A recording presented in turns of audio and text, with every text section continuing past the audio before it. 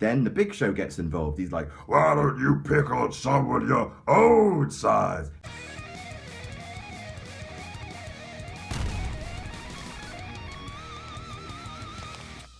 Hello there, I'm Adam from WhatCulture.com and welcome to How WWE Should Have Booked, where I look back at infamous WWE misbooking opportunities and talk about how I would book them differently because I'm a smartass. This week we're looking at CM Punk's Straight Edge Society. What happened when CM Punk went all Charles Manson and formed his own cult of straight edge. Back in 2009, after CM Punk was hot off the heels of defeating Jeff Hardy in a feud for the World Heavyweight Championship, he was basically one of the company's top heels. He expelled Jeff Hardy from the company and he was preaching about staying clean and keeping on the straight and narrow and straight edge and X's and hair and He lost his World Heavyweight Championship to The Undertaker, but after that, he recruited Luke Gallows. He basically cured Festus of his mentally handicapped gimmick, thank God for that, and the two started shaving people's heads. They went to audience members and they shaved their heads to pledge themselves to the virtues of straight edge, including a WWE diva called Serena, who emerged from the crowd as a fan and got her head shaved and became one of CM Punk's acolytes. So, the Straight Edge Society was formed, Punk as its demonic leader and Luke Gallows and Serena as his disciples.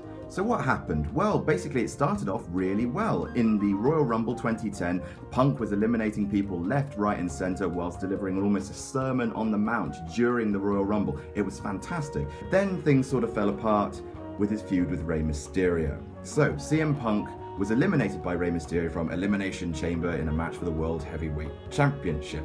The two men set up a match at WrestleMania after CM Punk sang Happy Birthday to Rey Mysterio's daughter. It was super creepy and weird and awesome. The stipulation for the match was if Rey Mysterio lost, he would have to join the Straight Edge Society. Rey Mysterio won.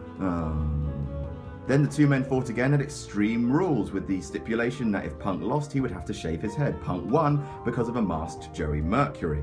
Then they faced each other again at Over the Limit with the two stipulations combined. It was basically Punk's hair versus Rey Mysterio joining the Straight Edge Society. Rey Mysterio won and Punk got shaved bald. So Punk started wearing a mask to cover up his bald head. He got into a mini feud with the Big Show where the Big Show exposed his bald head and Punk was like,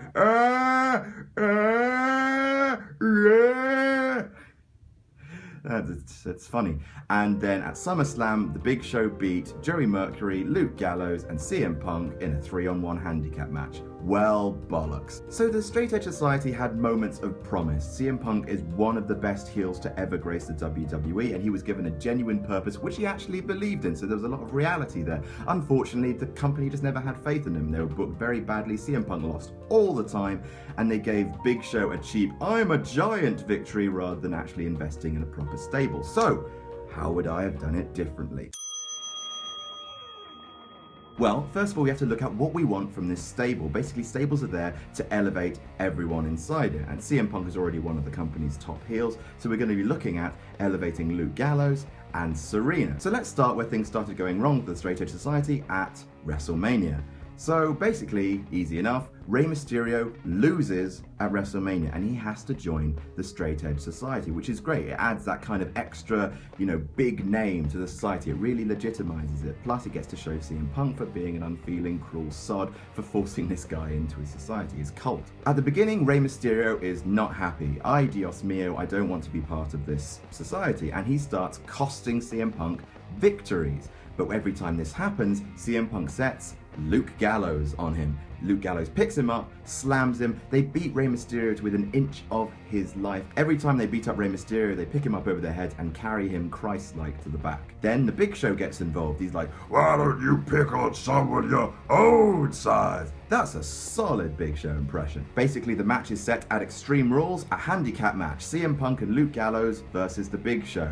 And looks like Big Show's going to win. But then Rey Mysterio, who we haven't seen for a week, he comes out and low blows the Big Show. Then Luke Gallows picks him up, slams him, and Luke Gallows gets the pin. And it turns out Rey Mysterio has been turned. He's been brainwashed. All these backstage segments of CM Punk trying to brainwash Rey Mysterio, they've worked. He comes out and on SmackDown he does the unthinkable. he removes his mask. Now, obviously, we have to ask Rey Mysterio if he's cool with that because it's ultimately up to him, but let's just say that he is and go with it. He removes his mask. He claims he was hiding behind this mask, and now he's purer. He's a more honest and open soul. Rey Mysterio's family come out and they're like, Rey, what are you doing? And Rey turns his back on them. The next week, he gets Rey Mysterio to shave his son Dominic's head in a sign of commitment to the cause. And everyone's just like, oh my God, this is really horrible. Then CM Punk says, okay, now you have to shave your daughter's head. But no, that doesn't happen. The mother takes her daughter and walks away from Rey Mysterio. And Rey Mysterio just watches his family go with a dispassionate look on his face like,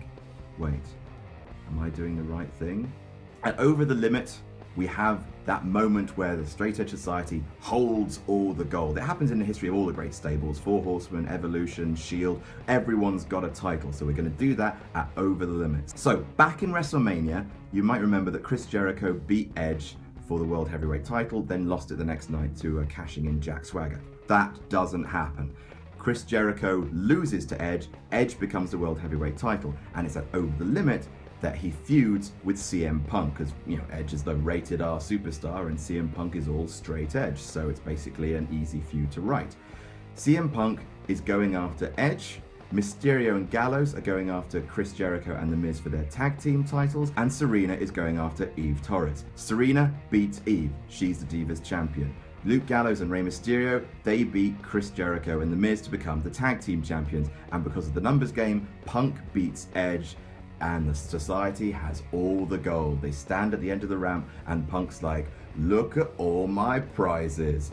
Aw, yeah. In the lead up to Fatal 4-Way, the match is set for the World Heavyweight Championship. It's going to be Punk versus Edge versus The Big Show versus Rey Mysterio. Rey Mysterio is there as sort of an enforcer to Punk to keep the title on him.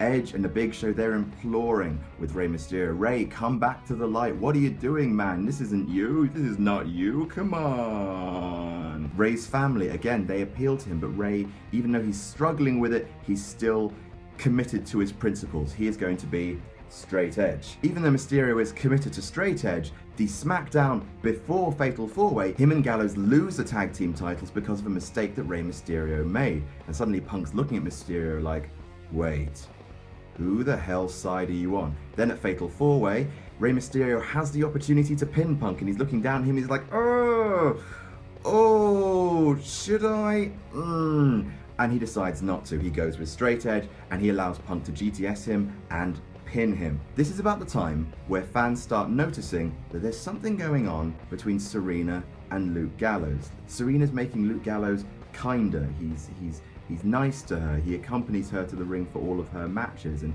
he's being protective of her backstage. You know, maybe the two start holding hands. Nothing too overt, nothing too soppy, but the fans are definitely noticing that there's something growing there. Okay, so after Fatal 4-Way, Punk is obsessed with Rey Mysterio and forcing him to prove his devotion. He makes him do live trials in the ring, including walking on thumbtacks or having to imbibe vinegar or something like that. Basically horrible things to prove Rey Mysterio's devotion. Rey Mysterio is cracking, his mind is going, and then the rematch is set at Money in the Bank. Edge versus CM Punk for the title. Then finally, at the pay-per-view, Rey Mysterio has had enough. He snaps, he costs CM Punk the title, Edge wins, Edge is the World Heavyweight Championship again, and Punk is distraught. Rey Mysterio has turned on him, he's out of the society. Big match for SummerSlam, Rey Mysterio versus CM Punk, no holds barred, and if Rey Mysterio loses, he has to retire.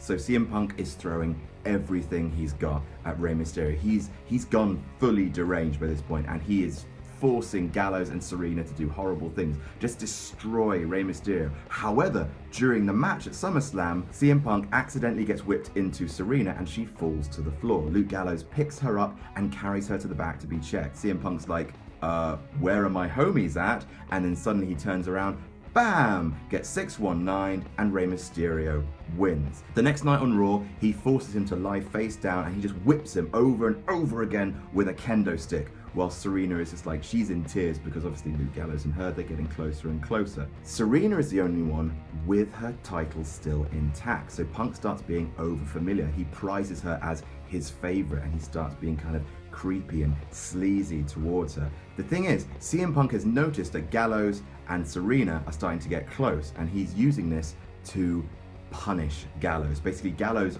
offers himself as forgiveness for his betrayal at SummerSlam, and Punk says, okay, I forgive you, but it's obvious that he doesn't. He keeps shooting Gallows these dirty looks, and he starts getting over familiar with Serena in order to get under Gallows' skin. Then it's revealed a few weeks later that Serena and Gallows went on a date. They went to a restaurant and they had booze. This flips CM Punk out, and again, he destroys Luke Gallows in the ring, but he says to Serena, hey, that's okay, I forgive you, as long as you show your devotion to me with a kiss.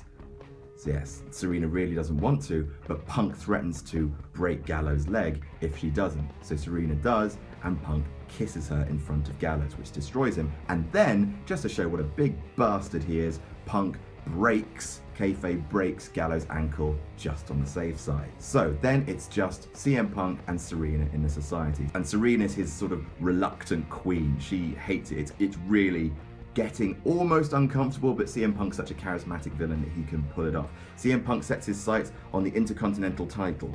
He feuds with Kofi Kingston, and with help from Serena, he gets the Intercontinental Championship. But then at Hell in a Cell, Serena loses her Divas title, and CM Punk's like, wait, no.